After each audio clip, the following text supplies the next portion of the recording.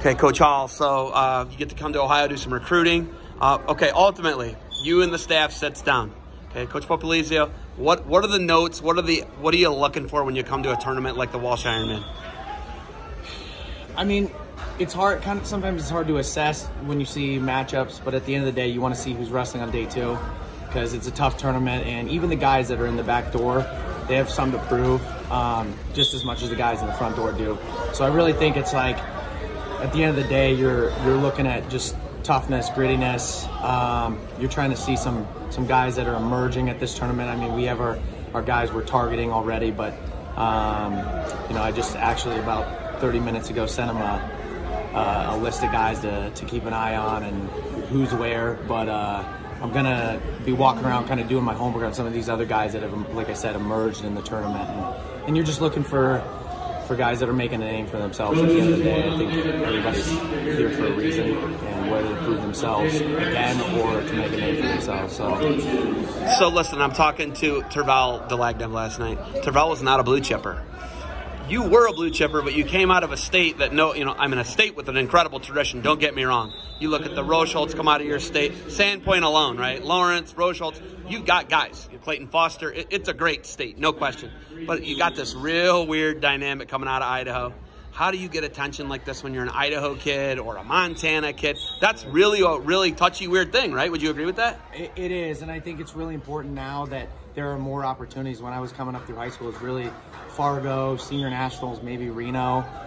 There weren't as many opportunities to really get your name out there. So guys have more chances now, and really that's what it is. The guys in the West and in areas that aren't predominantly wrestling areas, they need to get out there and see the best competition and make a name for themselves. So yeah. You come from, like, where you're from. Don't tell anybody else about it because I don't want them going there and spoiling it for me.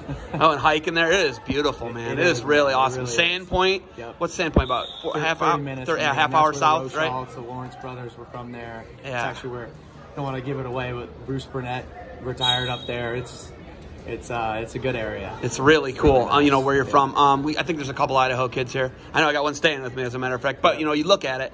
You know, they're not really. They can be at a disadvantage with travel. I've talked to other coaches about travel. When you guys had to travel, you had to go to Reno. You had to go to Reno's not close to you guys. It's not. It's like 15 hours away, 12 hours away, right? Yeah. When I tell people, like, the state of Idaho, you can drive through from the Canadian border to the Nevada border, and it takes you 14 hours. It blows people's minds. You live on the East Coast, and even me now being on the East Coast, you can drive 4 or 5 hours and be in 3 states. You know, so. It's a lot different. You have to put in the time, and like I said, it's just not easy. You just gotta do it. You know, that's kind of my word to the guys in the West, that, like, don't complain about it. It is what it is, you know. And there are a lot of people out there that have come out of the state and in the West because they just chose to go and find the competition. So. Okay, now a guy not on that list. You got this list you talk about. A guy not on the list today that catches your eye right now in this blood round or whatever. I got to let you get in there. We got to wrap this up because you're missing out on valuable. But what's a guy that catches your eye and catches NC State's eye? A guy that never stops attacking. At the end of the day, you look at what are the variables that translate to college. A good leg attack. Are they tough on top?